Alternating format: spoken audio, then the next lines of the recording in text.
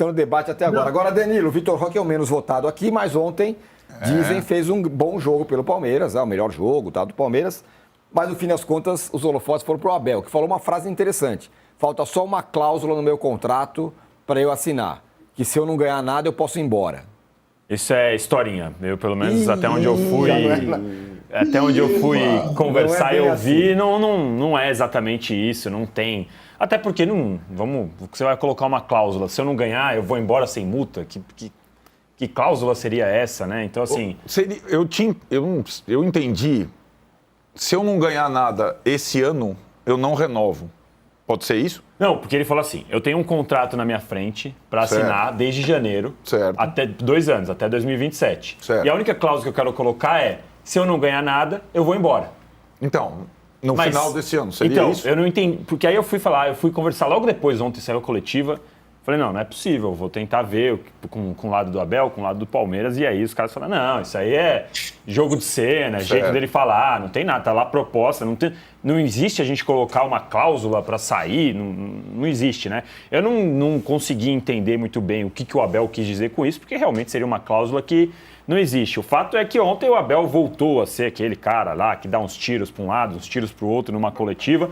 Mas, tirando a parte desse jogo de cena sobre o contrato, sobre a renovação, eu acho que ontem, pelo menos, a gente viu uma boa resposta do Palmeiras dentro de campo, porque foi uma postura diferente. Então, a gente voltou a ver um time com Felipe Anderson e Piquerez triangulando pelo lado esquerdo, com o Facundo aparecendo muito bem pela direita, que é onde ele sempre gostou de jogar e não podia jogar porque tinha o Estevão, com o Giai. A saída do Palmeiras, a construção de jogo já mudou, não é mais aqueles 3 zagueiros, 2 zagueiros com um lateral, são 2 zagueiros com o Aníbal voltando entre eles, então você muda o jeito de construir, porque a hora que vem o volante, libera os 2 laterais para subir, foi o que o Palmeiras fez ontem. Então você viu, pelo menos, uma reação do Abel em relação ao que a gente via do Palmeiras fazendo nas últimas rodadas. E o Palmeiras foi superior o jogo todo. Aliás, eu fiquei muito surpreso como o Atlético Mineiro estava apático, o time mal treinado, não sei, o Scarpa não conseguia tocar na bola, o Igor Gomes não conseguia criar nada, ficava o Hulk sozinho, o Rony correndo para um lado e para o outro, marcando lateral e não sei o quê, e o Hulk jogando sozinho. E nas poucas vezes que ele recebia, ele foi muito bem marcado pelo Bruno Fux, que para mim mais um destaque do jogo de ontem. Bruno Fux foi muito bem, o Gomes também firme. Mas o que mais me impressionou ontem do Palmeiras é que o Palmeiras ele mostrou uma evolução que a gente não via de um jogo para o outro nos últimos tempos, né? Então o Palmeiras teve 2 bons jogos no Mundial, aí contra o Mirassol poderia ter vencido porque foi superior, mas não o suficiente, tomou o gol do empate na única vez que o Mirassol chegou no gol. E ontem o Palmeiras ele sofreu esses dois chutes a gols com falta de fora e ainda teve o 3-3 que poderia ter sido com o Everton fazendo uma boa defesa no último minuto ali, com o Hulk batendo outra falta. Mas me impressiona isso, assim, a postura do Palmeiras, o jeito que mudou o jogo e que deu uma resposta, porque é o que eu estava aqui cobrando mesmo na sexta-feira, de como o Palmeiras precisava reagir, porque o Palmeiras tem time para criar mais, tem time para pressionar mais, e querendo ou não, o Atlético Mineiro é um time mais importante do que o Mirassol, então foi uma resposta boa, com bons pontos do Palmeiras. Destaco aqui de novo o Vitor Roque, como vocês falaram, não fez o gol, né, mas participou de 2 gols, desse que a gente está vendo na tela e do outro que ele chutou contra o Júnior Alonso. E ele estava um jogador que pelo menos conseguia pegar a bola, olhava para frente, conseguia tocar, um pouco mais confiante, não ainda o Vitor Roque de 25 milhões, não ainda o Vitor Roque do Atlético Paranaense, mas um Vitor Roque um pouco mais participativo. E outro destaque, Felipe Anderson, né? O Felipe Anderson muito bem pela esquerda, toque de calcanhar, marcando, defendendo, atacando pela esquerda, chegando pelo meio, chutando de fora da área. Enfim, um time com mais alternativas, um time que eu já cobrava do Abel. Agora, a minha dúvida é a seguinte: o que ele vai fazer pro próximo jogo? Porque a gente já tinha visto boas respostas do Palmeiras, como foi contra o Botafogo, ou quando volta para o Mundial, aí ele vai e põe o Veiga de titular no lugar do Maurício, que a gente não entendeu. O Alan foi bem no Mundial, perdeu a vaga. Agora o Felipe Anderson foi bem pela esquerda. Espero eu que ele mantenha esse time com o Felipe Anderson pela esquerda, que ele mantenha o Facundo pela direita, porque é uma resposta que a gente vai precisar ver. E o Evangelista, né? Que foi o primeiro jogo dele já sem o Rios, com o Rios oficialmente vendido. Aliás, uma venda espetacular do Palmeiras, de 6 milhões de reais para 100 e não sei quantos milhões de reais. É uma valorização de 20 vezes praticamente. E o Evangelista respondendo dentro das limitações que ele tem, ele não é igual ao Rios, mais um bom jogo do Evangelista. Vamos ver como vai ser. Que o Palmeiras, viu, Tironi? A gente estava falando do Fluminense, próximo jogo do Palmeiras. O Palmeiras não ganha do Fluminense no Maracanã desde 17. E é aquelas coisas do futebol que a gente não sabe explicar, né? Porque o Palmeiras e o Fluminense, o Palmeiras é superior ao Fluminense há um bom tempo, mas chega no Maracanã e trava com os diferentes técnicos, diferentes dos dois lados, técnicos do Fluminense, técnicos do Palmeiras, diferentes, e o Palmeiras não ganha. Então vamos ver como vai ser essa manutenção do trabalho do Abel para a próxima partida. Bom, duas coisas.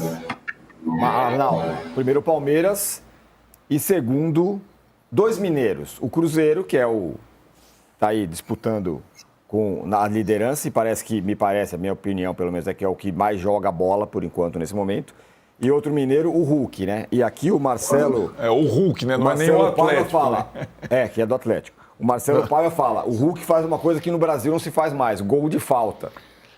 O Hulk, acho que ele contraria todas as máximas sobre o jogador veterano brasileiro que atua em uma liga fraca e volta para cá e não consegue ele faz jogar 39 anos sexta-feira. É impressionante. Já nós estamos falando em quinta temporada, se não me engano. 39 anos, é uma loucura. Eu acho que foi em 20 que ele 21, veio. É impressionante, cara. Não é uma coisa normal, talvez justifique o apelido, né? De fato, o incrível Hulk.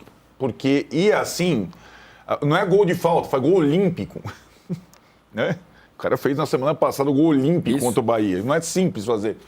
Mas também me impressiona como, ano após ano, fora aquele ano do Cuca lá atrás, né? Aquele ano maravilhoso do Atlético, o time seja basicamente Hulk mais 10.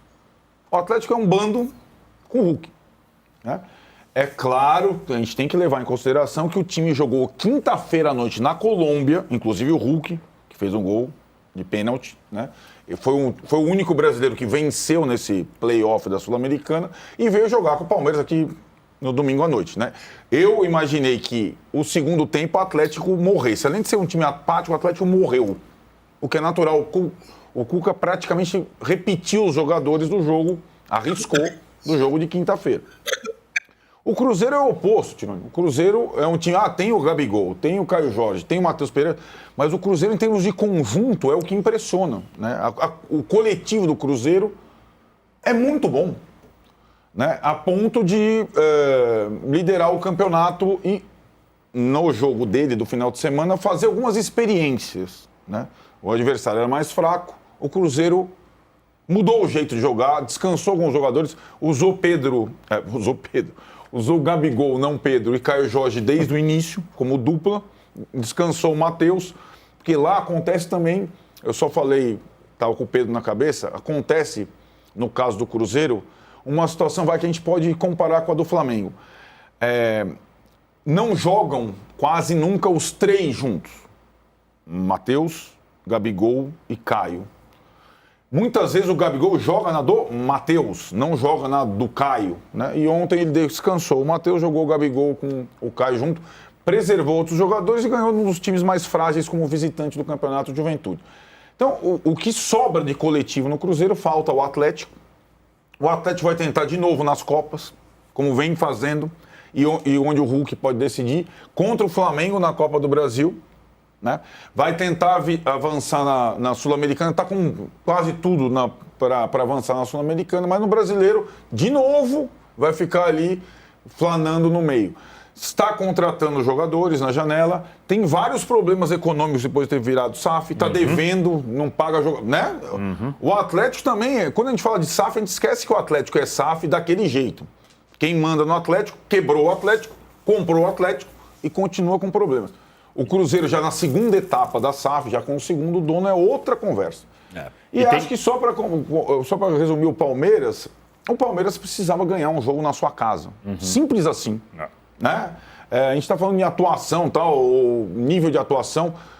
O Palmeiras, que não vem jogando bem em 2025, ou desde 2024, precisava ganhar um jogo na sua casa. Ganhou.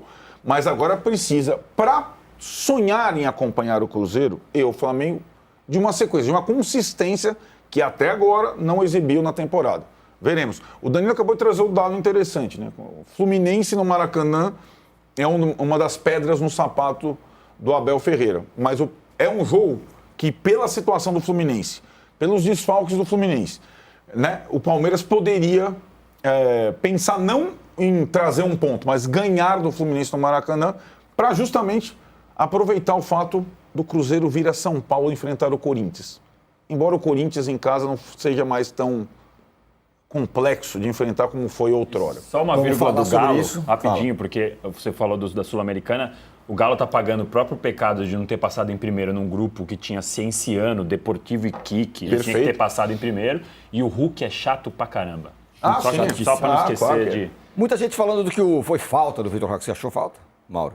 Do quê? No gol ali, no terceiro gol. Palhaçada, pelo amor de Deus. Eu tenho que dar uma bronca no Rômulo, né? Um jogador de 21 anos. Senhora. Aliás, o Cuca tirou o Gabriel Menino Peraí. porque estava amarelado, o Rômulo entrou no primeiro lance e tomou amarelo. Não, e o detalhe, assim, ele não disputa a bola como deveria, aí cai e fica pedindo uma falta. Cara, eu falei, que é isso? Você falou sobre isso, né? Como no Brasil marca muita falta. Não, mas isso é insuportável. Aliás, o Klaus ontem no Fla-Flu, coisa insuportável. Sabe, é difícil no Brasil, inclusive, ter o nível de futebol, de marcação alta e tudo mais, porque os caras não deixam. Se você põe seu time para jogar marcando, no ataque, o que acontece? O time vai disputar umas bolas. Aí o adversário que está defendendo perde a bola, ele se joga e pede falta. O cara dá a falta. Por quê? Perigo de gol, ele se protege. Porque se roubar a bola e fizer o gol, o time que sofre o gol, houve falta. Houve falta nenhuma. Não tem falta nenhuma. É falta só no Brasil. E esse lance foi isso. O garoto com 21 anos, você vê que já tem esse vício. Ele disputa, perde a bola, mas não desiste. Cara, o Vitor Roque é menor que ele, mais fraco fisicamente que ele. Ele perde a bola e fica ali caído, aí sai o gol e continua caído. Para quê? Para ver se com isso vai ter VAR. Eu corretamente não vi nada. E do Vitor Roque, eu queria dizer o seguinte: ele já jogou uma boa partida, claro que nada próximo dos 25 milhões de euros, né? Mas não pode perder aquele gol, né? O que acabou sendo o gol da vitória só foi o gol porque a bola bateu no Júnior Alonso.